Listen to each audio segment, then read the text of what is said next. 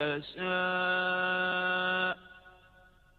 إن الله على كل شيء قدير ما يفتح الله للناس من رحمة فلا ممسك لها وما يمسك فلا مرسل له من بعده وهو العزيز الحكيم يا أيها الناس اذكروا نعمة الله عليكم Hubo un tiempo en el que los pueblos que profesaban distintas creencias gozaron de una convivencia en paz. Un tiempo en el que los hombres de las tres religiones monoteístas convivieron en el más natural de los respetos.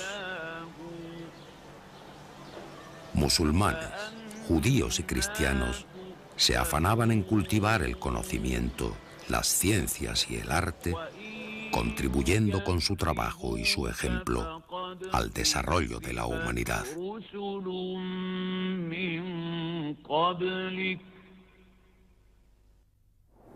Nuestra historia comienza en Córdoba, en las primeras décadas del siglo XII, siglo V para los musulmanes y año 4870 para los judíos, cuando la ciudad era el centro cultural más importante de Occidente. Entonces, Europa aún se debatía en el oscurantismo de la Edad Media, mientras aquí vivíamos casi 500.000 de habitantes con sus 60.000 edificios, 80 colegios, 3 universidades y una biblioteca con 700.000 volúmenes. El símbolo de este desarrollo es la Academia de Filosofía, Matemáticas, Ciencias Naturales y Lenguas, un centro de estudios que hace de Córdoba el faro político, cultural y científico de las tierras de Occidente. Todavía hoy, muchas calles emanan la sutil atmósfera árabe bajo la que crecimos hasta hacernos hombres. Aún queda algo de aquel refinamiento estético, del juego de colores, del blanco añilado de las fachadas, del espíritu sereno y contemplativo cultivado a lo largo de los siglos. En este ambiente, en el año 520 de la Égira, 1126 de la era cristiana, nace Abu el-Walid Muhammad, Ahmad ibn Aras, conocido en Occidente como Averroes. Durante ese mismo año, en el norte, se termina de construir la Catedral de Santiago de Compostela y el rey Alfonso VII alcanza el trono de Castilla mientras Al-Ándalus está gobernada por los almorávides. Averroes nace en el seno de una de las familias más consideradas de Al-Ándalus, que goza de gran estima en el mundo de la magistratura islámica. Sus años de niñez transcurren como los de cualquier niño de la época, como los de Maimónides o como los míos, entre juegos infantiles por las plazas y jardines de Córdoba.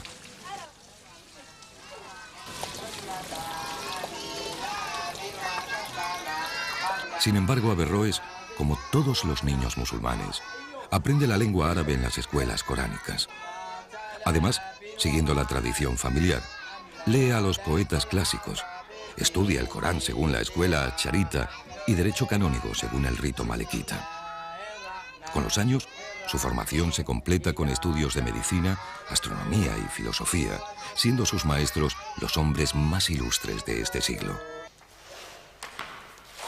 Su signo venía quizás marcado por el significado de su nombre en árabe.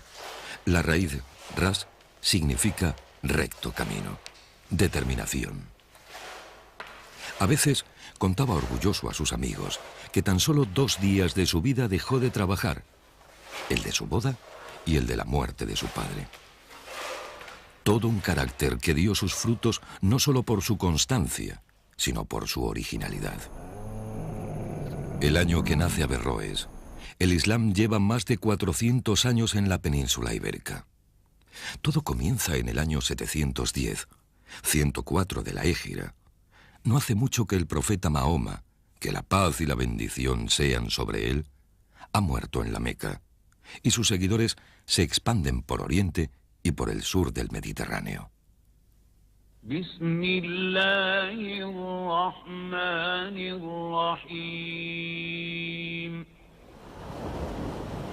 Ese verano, una pequeña tropa de bereberes, al mando de Tarif ibn Malik, gobernador de Tánger, arriba a las costas de Tarifa, al oeste del Peñón de Gibraltar.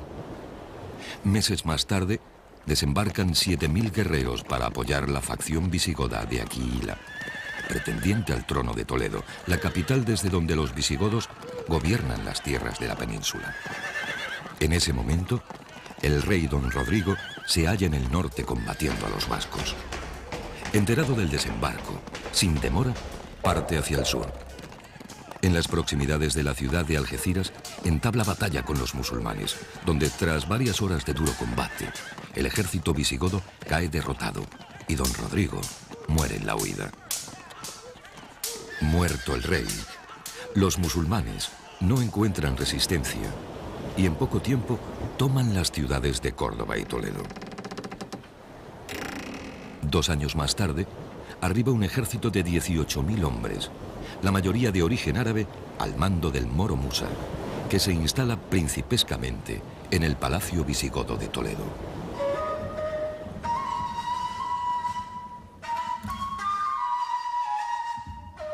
Los territorios ocupados, casi toda la península a excepción del norte, pasan a formar parte del Emirato Omeya de Damasco, que se extiende desde el Atlántico hasta el río Indo en Asia. La familia de los Omeya, de la misma tribu que el profeta Mahoma, gobierna el Islam desde el año 670. Pero en el 750, los abasíes se hacen con el poder, instalando la capital en la mítica ciudad de Bagdad.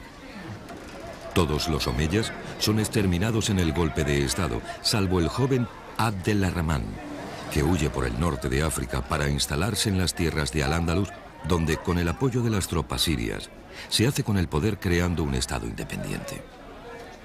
Abd al-Rahman trajo consigo las costumbres helenizadas y bizantinas con las que gobernó su familia, causa y origen de su desgracia y extinción. La literatura, la historia, las ciencias, la filosofía y el arte se vieron favorecidos mientras duró el emirato, cuya capital se instaló en Córdoba. Al-Ándalus es una arabización de la palabra Landalans, nombre con el que los godos designaban a la antigua provincia romana de la Bética, y que significa tierra de sorteo. Tras varios siglos de convivencia entre los musulmanes y la población autóctona, la religión islámica se extiende por todo el califato, al igual que las instituciones, las leyes y la cultura.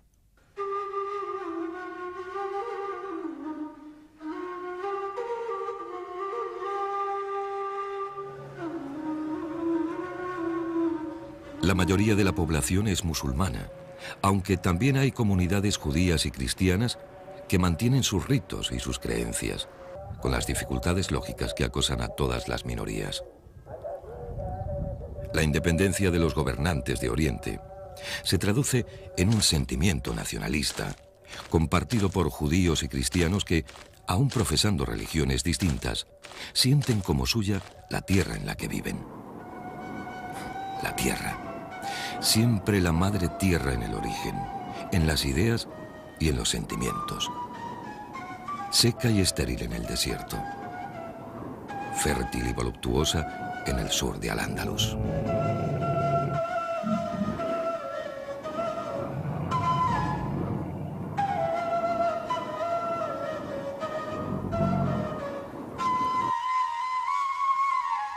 Averroes, como yo mismo y como Maimónides, tiene muchas razones para sentirse orgulloso de su origen. Por su condición de médico, conoce bien las cualidades de las plantas y sus frutos. Adelantándose a los avances científicos actuales, alaba los beneficios de la dieta mediterránea y recomienda a sus pacientes el consumo de verduras como las espinacas o las berenjenas, frutas como las uvas o los higos, y todos los platos aliñados con aceite de oliva, del cual decía: Cuando procede de aceitunas maduras y sanas, y sus propiedades no han sido alteradas artificialmente, puede ser asimilado perfectamente por la condición humana. Los alimentos condimentados con aceite son nutritivos, con tal que el aceite sea fresco y poco ácido.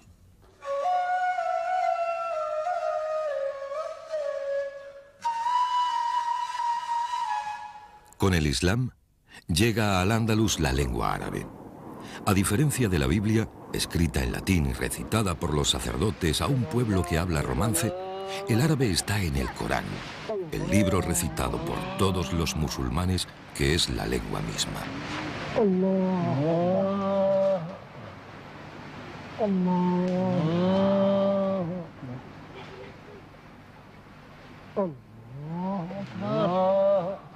El Corán es el libro donde está escrita la palabra de Alá, revelada al profeta Mahoma y que, como Alá mismo, es eterna.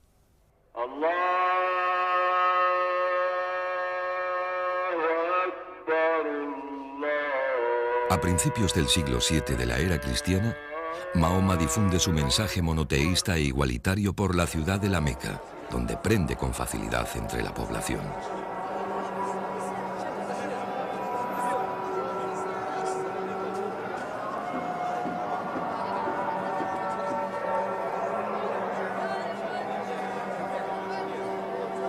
El nuevo mensaje, revelado por medio del arcángel San Gabriel, promete a todos los hombres la salvación eterna, siempre que se tenga fe en Alá, Dios único y misericordioso.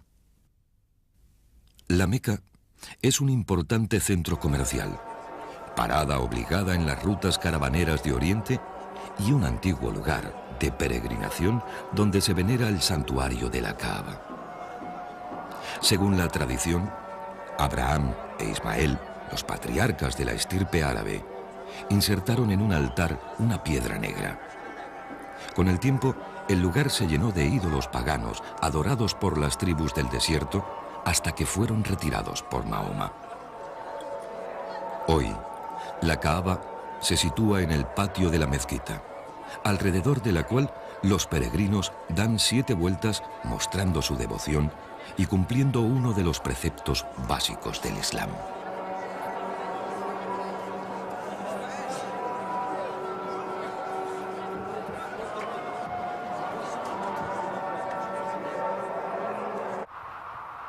En el año 622, el éxito de las prédicas de Mahoma le obligan a huir de la ciudad, acontecimiento conocido como la Égira, a partir del cual comienza el año 0 del calendario musulmán. En su huida, el profeta encuentra refugio en el oasis Yatrib, situado a 300 kilómetros al norte de la Meca y que es conocido desde entonces como la ciudad del profeta, Al-Madina, el segundo centro espiritual en importancia del Islam. En esta isla de palmeras, rodeada de desierto, se funda el primer Estado islámico al frente del cual se encuentra Mahoma, que ostenta así el poder político y espiritual. Amparado en el concepto de guerra santa que promete a los caídos en la lucha contra los infieles su ingreso directo en el paraíso, y propiciado por razones económicas y políticas, el Islam se extiende en un corto periodo de tiempo por una vasta porción de Asia y África del Norte.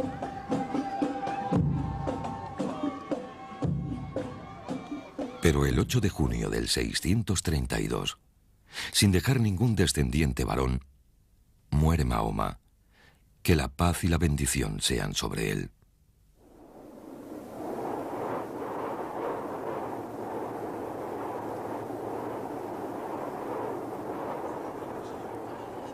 A su muerte, los primeros califas o representantes del profeta son elegidos entre sus seguidores.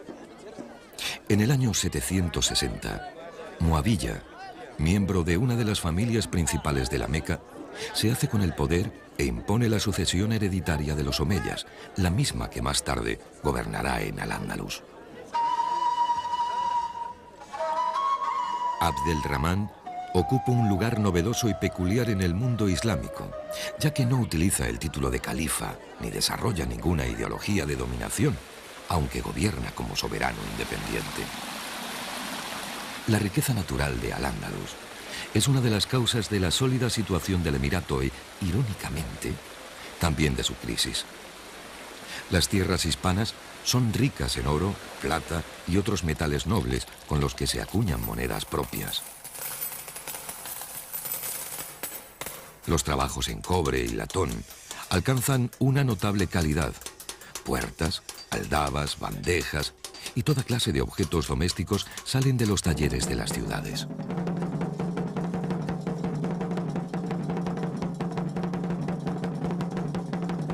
No le va a la zaga la producción alfarera, donde los artesanos andalusíes y magrebíes crean técnicas que han pervivido hasta la actualidad, como el vedrío, el reflejo metálico, la cuerda seca o los alicatados, cuyos diseños geométricos forman espléndidos mosaicos de colores.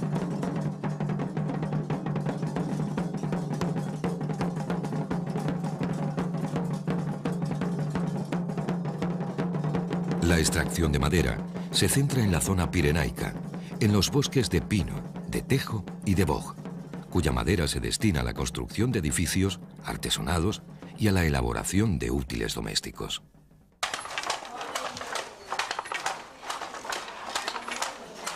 Por último, la producción textil ocupa un lugar predominante dentro de la cultura islámica. Diferentes tipos de telas, alfombras y tejidos son muy apreciados, como la seda, cuyo centro de producción se encuentra en las Alpujarras granadinas y que compite en calidad con los míticos paños de Oriente. Toda esta riqueza y esplendor se simbolizan en Córdoba, la ciudad de Averroes, la capital del Emirato, con sus talleres, sus patios, sus jardines y palacios y su mezquita mayor, una obra maestra, punto culminante del arte arquitectónico andalusí. Su construcción comienza con Abdelrahman, que debido al rápido crecimiento de la población y a su fuerte creatividad, se ve obligado a aumentar las instalaciones de la antigua mezquita del Viernes, construida sobre los restos de una antigua iglesia cristiana. El nuevo edificio se levanta en tan solo un año gracias a la cantidad de material disponible de los expolios romanos y visigodos. A lo largo de los siglos, ha ido sufriendo diferentes modificaciones, pero cada ampliación respeta la construcción original, reproduciendo sus formas. En el interior, la percepción ocular está determinada por el gran número de arcadas, con sus dobles arcos de colores alternos. Al fondo, la sala se sume en una penumbra crepuscular, un ambiente místico de tonos dorados por los reflejos de los mosaicos de cerámica. Toda la construcción apunta hacia el minrab, hacia el nicho orientado a la Meca, enmarcado en una fachada refinada y sutil, con mosaicos de oro y arabescos, tonos verdes y rojos, formas vegetales y escritura en caracteres cúficos.